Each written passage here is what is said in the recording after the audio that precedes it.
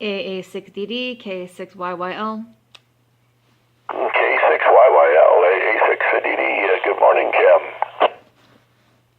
Good morning, Will. And so today is January 18th, 2018, and I think you wanted to talk about antennas. Yeah, Kim, we've discussed this before, and we'll talk about your history and some of the other history of other hams as to what to get on and what antennas to use on various bands so you're successful. The problem is many hams who get their license, one, never get on the radio, and then even a bigger majority who do get on are not successful for various reasons. And one of the reasons is they are not using a proper antenna or antenna that is good enough to really get out there and reach somebody on the particular bands that they're operating on. Go ahead. Right, yeah, AA6DD, K6YYL. So, okay, well, which band do you want to start with? 6 meters? Well, let's start with 80 meters. We'll just sort of work our way up from the bottom of the spectrum to the higher. Now, the only reason we are not starting with 160 meters is there it requires an extremely large antenna, extremely high up in the air, which is difficult for most hams to do. But we could start there in as much as on 160 meters.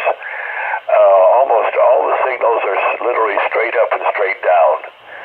So the most effective antenna is something horizontal, as high in the air as you can get, which should be actually about a quarter wavelength. So in other words, an effective antenna for 160 meters is about 250 feet long and 120 foot high. And then you got an effective antenna. So you can see from that, unless you have two towers that are 120 feet high and they're spaced 250 feet apart, it's hard to be effective. Now, I know you can have a ground-mounted vertical, and that's fine, and I've used them, but you're really not getting out there hearing anything and everything. On that band, you'll tend to hear everybody, especially if you can create some low-noise antennas, which are ground-mounted. But to get your signal up and efficiently transmitted, you got to get it up in the air. Excuse me. Now, it can be low, closer to the ground and still work, but you still have to come up with that 250 feet. So let's move on up to 80 meters, where it's much easier, because it all shrinks by half, of course.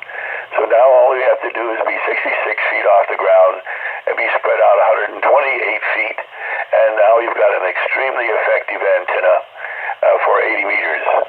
Now the question is, can I get away with it only 33 feet off the ground? Yeah, I can. Does it hurt my signal some? Yes, it does. But you're still quite effective. It's far superior for all the local and DX contacts. You want to be, generally speaking, for normal activity on that band, for emergency communications, you want to have a horizontal dipole. And you tell them why you need a horizontal dipole. Go ahead. No, go ahead. Go right ahead. Well, it's because on 80 meters, signals are coming in straight up. Now, what we're talking about here is a first place approximation of what's going on. In other words, these antennas and all that can be very, very, very complicated. And so you have lots of people with lots of opinions. All of them can be totally correct. But you have to sort of smooth it all out and say, what's the most important thing? The most important thing is an antenna puts energy into the ionosphere where you need it. And in this case, for 80 meters, the ionosphere is most reflected at about, and we can kind of cheat and say, okay, if straight up is 90 degrees and way down on the horizon is 0 degrees, then about 80 meters is about about 80 degrees. So that means all the signals are coming down from pretty well straight up. It's only 80 degrees off of vertical when I'm talking to Arizona or Nevada, all of Southern California, because I'm in Southern California, all of Northern California. It's coming in signals at, 70 degrees, 80 degrees, 90 degrees, and the dipole looks right at all those signals straight up. And that's why we would like to have the dipole at a height of 66 feet, because that's a quarter wavelength, so the energy hits the ground and reinforces bouncing everything straight up. And that's what we want for that particular band to be very, very effective. And that's the best way to go. Now let's go up to 40 meters. Well, 40 meters, signals come in from straight up as well, but most of them are much lower on an angle.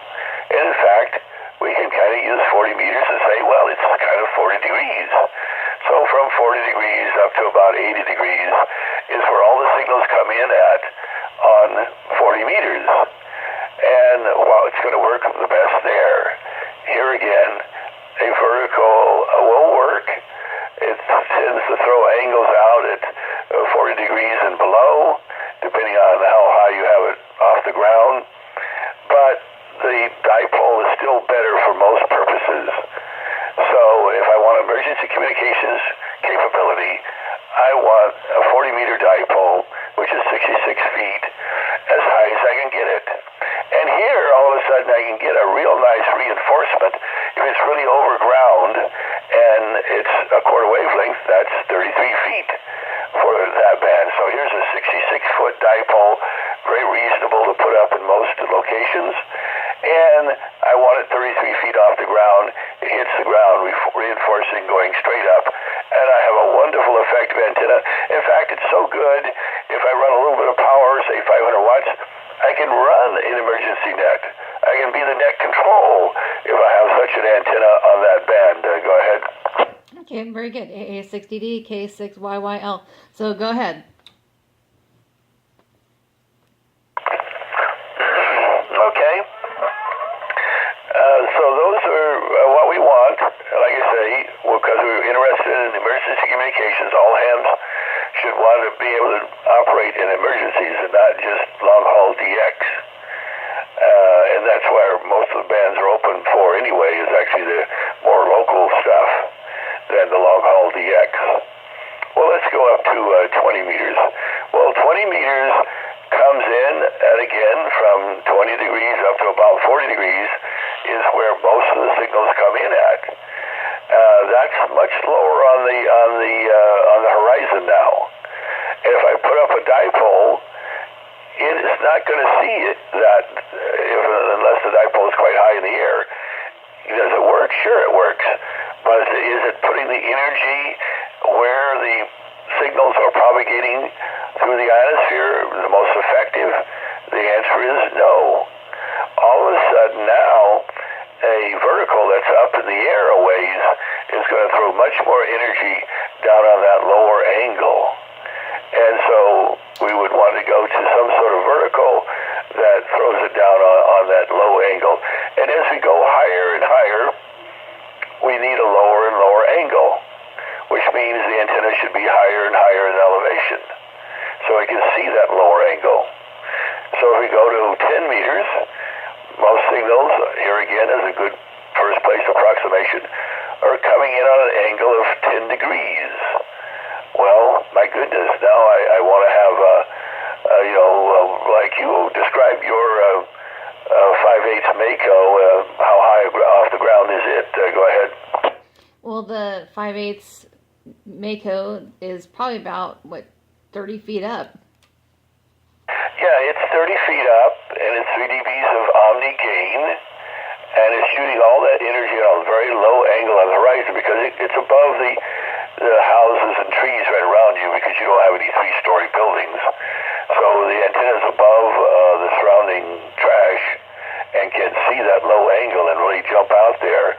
And, you've proven over the years all the tremendous DX all over the world you've worked on 10 meters, as well as to work locals. If I don't get the antenna up there in the and shooting down on the horizon, I won't be able to work direct wave locals either. So here again, what's good for DX on 10 meters is good for local communications on 10 meters. And that tends to be true for all the upper HF bands all the way through VHF. And now we get to 6 meters. Same situation. What little DX that comes in on 6 will be kissing the horizon. It's 6 degrees or below. It's from 0 to 6 degrees, which really means I'd like to have an antenna about 60, 70 or a huge distance up in the air if I could get it. But if I can't get that, excuse me, my voice is getting to me, I can still get away with. You want to describe what your antenna system is, Kim? Go ahead. Yeah, for 6 meters, it's a 5/8 over 5/8 vertical, up about only 22 feet. Right, but it's still above all the houses around you. So it's 22 feet tall, and it's 22 feet off the ground. So the two high current lobes that make up the 5/8 over 5/8 is above the surrounding buildings because everything is one single story around you. So here again, the energy can see that launch angle and can see 6 degrees or so. And so you've been very effective working many states on sporadic E with a fairly simple antenna that is, very modest in cost and installation and all that. Well, that is why what we're talking about, I oftentimes recommend an R6000 because the Chris Craft R6000 is 6 meters through 20 meters vertical with a capacitor counterpoise at the base. And it requires you to get it up above the surrounding buildings so that it can launch. But such an antenna will give you a very effective home station from 6 meters to 20 meters. And then you should go to a dipole. Now the dipole, to compromise it, you might well have a single pole and simply put an inverted V sloping on both sides because you only have a single pole to put it in a lot, a small home lot. And you can do that. So you put up the mast as high as you can get it, make it nice and sturdy, so that it can really hold up an R6000 or a very small skinny tower. And then underneath it you can drape down a 40-meter dipole and have an extremely effective dipole. You can even do a 80-meter dipole. And here you go. There's an antenna that's going to take the advantage of the propagation on each and every ham band and be quite effective, fairly inexpensive, and yet you'll be able to get out and work locals and DX to your heart's content with such a system. And that more or less is what you have there, Kim, and have been using all these years. Go ahead. Yeah, and it's been a great setup, and I thank you for definitely all of your help in that. Okay. Let's move on up to 2 meters. Here again, the worst thing that anyone can do, in my opinion, is to tell some neophyte, oh, go get an HT. Go buy an HT and get on 2 meters. And the reason it's so terribly bad is, one, so many of these HTs are very difficult to program, and they're not really capable of any kind of real communications during an emergency. Now, fine, if you have some local group and they're going through the local repeater and it's really close in, obviously the HT can talk through that local repeater. But if the repeater goes down, what good is that individual via emergency? They're worthless. And so you need to have either a mobile that is really capable of emergency communications or a home station. And so here again, you need to have some vertical omni up at least 10 feet above your house, assuming your house is as high as all the other houses around you, so that it can launch out there and actually have real communications. And these days, even a 80-watt 2-meter FM transceiver is fairly inexpensive. And so there's no reason that a ham shouldn't buy a good quality home station or mobile that runs reasonable power level, 50, 60, 70, 80 watts, to a real efficient antenna. And then you can talk even if the repeater goes down. You have real emergency capacity. And otherwise what happens is so many of these new hams get this HT, and it's not much more than a glorified cell phone. They maybe check into the emergency net once or twice. They don't know how to program the thing. They can't move it around, and they just lose interest and go away.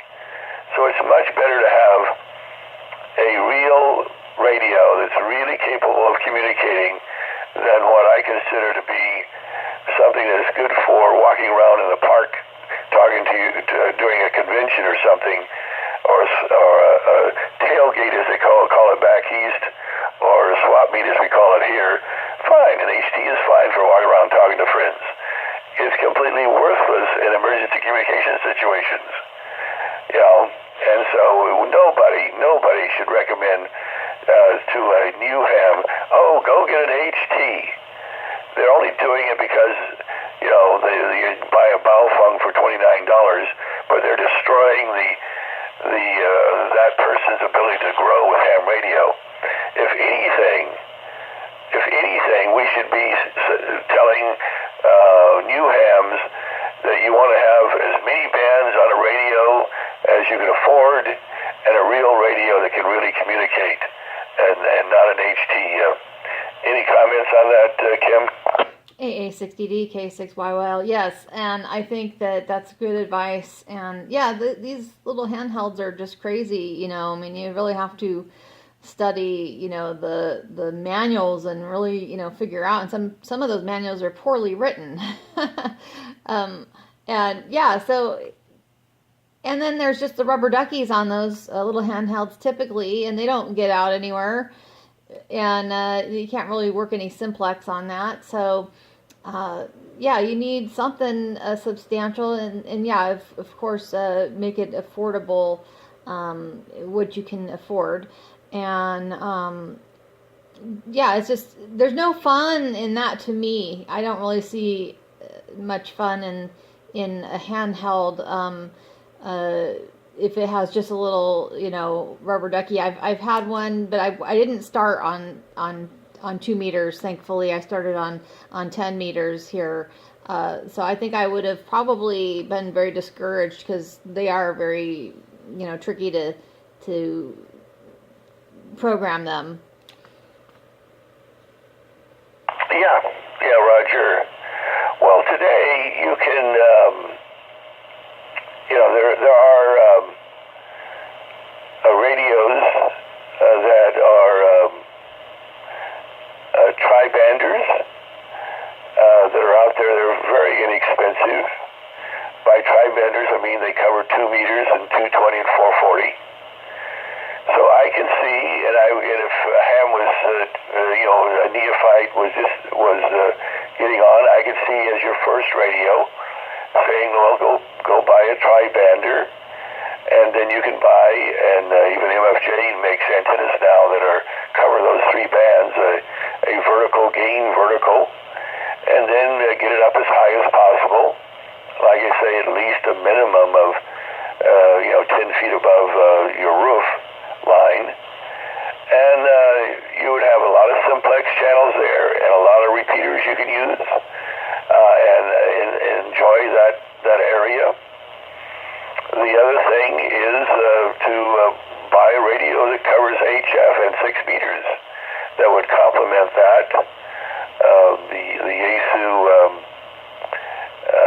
Foxtenio 891 is a relatively inexpensive transceiver that's all modes at 100 watts and covers 6 meters through 160 meters.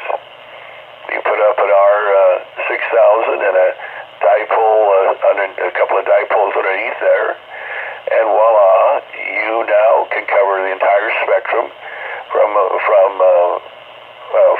40 megahertz all the way to 80 meters with a wonderful station and wonderful capacity on all these different ham bands. And just, I mean, there's just so much that you can do there. You won't be able to cover all the bases in a lifetime. Go ahead. AA6DD, K6YYL. Yeah, there's so much. I love the hobby for sure. There's so much to do and so many amazing things to experiment with. Yep, Roger. And you and I are sitting here on 50.300 FM, talking at a distance of 35 air miles, full quieting FM. We're not going through repeaters, so we don't have to worry about anybody wants to break in. They can break in and join us. But we don't have to worry about getting timed out. So I can palaver on for hours and not have to stand by. And yet it's very, very reliable. I mean, the wonderful thing about 6 is, you want to get some power on 6. You want a minimum of that 100 watts. You know, we joke around calling 100 watts QRP on 6, and in a way it is. You want that 100 watts here on 6 meters, and you want the all modes, because there's so many different things happening. And you have your 5/8 over 5/8 up 22 feet to the base of it, and that's how you count an antenna, by the way. When you talk about verticals, you don't talk about the top of the antenna being the height of the antenna. That's not the height of the antenna. It is the bottom of the antenna is the height of the antenna. That's how high up it you've got, because that means the high current lobes is above 22 feet, and that's what counts for getting something launched, not the tip. The tip of an antenna doesn't radiate anything. It's just a high voltage stub, and there's no radiation coming off of it whatsoever. And here again, this is the first place approximation in case somebody wants to argue about it. But so, you and I have spent hours and hours and even done bad storms and bad noise levels. We're able to communicate over this distance more reliably than the telephone. Go ahead.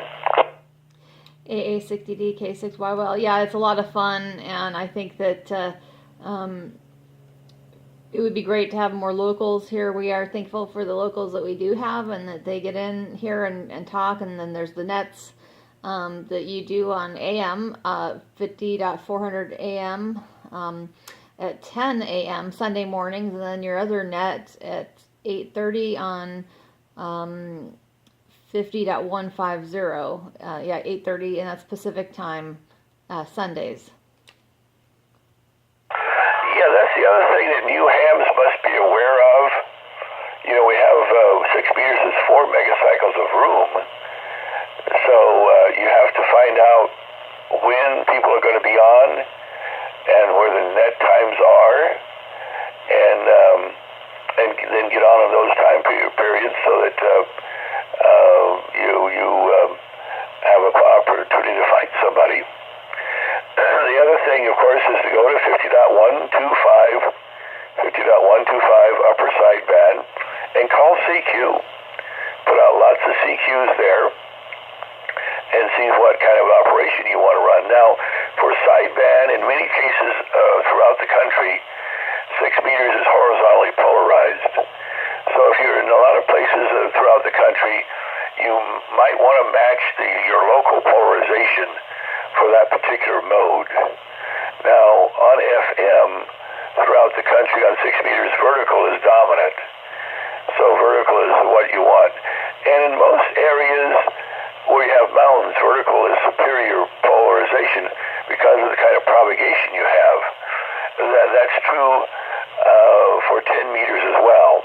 In other words, we have a situation where when you're trying to go around and over and across a mountain, the vertical will knife edge stronger signals on the other side of a mountain than horizontal. So anywhere there's mountainous terrain, vertical polarization on all the VHF bands is actually better for getting around the mountains. if you end up with tropoducting from 6 meters and above, it doesn't make any difference, but you need to match the polarization with tropoducting. In other words, tropoducting, the polarization maintains itself for thousands of miles, in fact. Back in 1973, when we had the first phenomenal tropo opening from the mainland of the United States all the way to Hawaii, we measured the polarization during those 5 days of openings, and the repeater that was coming through was vertically polarized, and in that entire 5 days, day and night, the polarization on this end, 2,500 miles away, maintained being vertical. So we know that tropoducting maintains the polarization of whatever it starts out. So you need to match the person on the other end when you're doing tropoducting on any of the VHF, UHF bands. And so that's what you need to realize for those particular types of modes. And so that's what you have to do to a certain extent, is match what your local people are doing to talk locally. Or start a new fad and go to the simple antenna I've described and make a new paradigm as to how to do some of this stuff. Obviously, if you can afford a 100-foot tower and some Mosley massive beam, fine, go for that. But that's not feasible for the vast majority of hams. And such a wonderful antenna is great. And obviously, my voice is going again. Go ahead. Okay. Yeah, if you can afford that big beam, yeah, go for it. But like I said, the majority of the hams can't afford something like that. And then there's other reasons too. You know, some hams are in areas where they're not allowed to put up beams and stuff. So, you know, buying into a homeowners association, which, you know, a ham may need to think twice about moving into anything like that if they want to continue with their hobby with, you know, putting up antennas that they want to put up with without asking permission, you know, mostly, you know, to do that kind of thing. You know, you even have to ask, you know, permission for vertical in those homeowners associations and stuff. So I know hams get creative and make stealthy antennas and stuff, but I don't like the idea of having to ask, you know, to put up a vertical, you know. So anyway, I hope your throat's better now. AA6DD, K6YYL, and we have about 5 more minutes. Okay. Well, let's review the concept here. What all of us should recommend to new hams as far as antennas and equipment. We shouldn't simply say an HT just because you want something cheap to get them on with. Because they're going to fall by the wayside. They're not going to operate. They're going to go away. They're not going to have fun. Make sure they get a real radio that's capable of real communications on whatever band they get on. Make sure they put up a real antenna that can really get out on those particular bands, which, like I say, you know, preferably multiple ham bands. They're not that expensive, any more expensive than a monobander these days. And so you can end up with a minimum of a tri-band radio and a tri-band antenna up for the VHF spectrums, and then something available for 6 meters to 160 meters that's reasonable as well. Which is, like I say, the R6000 is wonderful made radio antenna. What am I saying? Radio antenna, and can get you going if you get it up in the air on all those amazing bands: 6 meters, 10 meters, 12 meters, 15 meters, 17 meters, 20 meters, and laying that signal down on the horizon to work the DX and to work locals. Same propagation is needed for both. And then on 40 meters and 80 meters, the dipole is absolutely the best way to go for for a modest installation. It can be an inverted V, but the apex as high as you can get it, preferably 40 feet off the ground, and then they slope the dipoles down. Obviously, if you can get the dipoles up in the air, that would be good as well. But we're talking about a compromise here that still is quite effective for those bands. And then you're ready for emergency communications, as well as for having lots of fun on all these different bands. You need at least 100 watts on 6 meters and down, all modes, to enjoy all the different aspects of ham radio. And that's what we all need to recommend, something similar to that, so that they're successful. Right now we have a lot of hams who are getting their tech licenses and are not successful because they're not being advised as to what to get on. You and I have talked to hams that have put up the wrong antennas, like one of those 43-foot vertical poles with a counterpoise. They're wonderful antennas for 40 meters, but on 6 and 10 meters they radiate straight up and nobody can hear them, even though the advertisements on those say that these are 6 meter through 40 meter antennas. Well, yeah, they take the load, they have a low impedance, but they don't radiate on the horizon, they radiate straight up, and on 10 and 6 meters there's no signals straight up unless you got a satellite going over. Go ahead. Okay. All right, well, we have about 3 minutes now. So AA6DD, K6YYL, go ahead.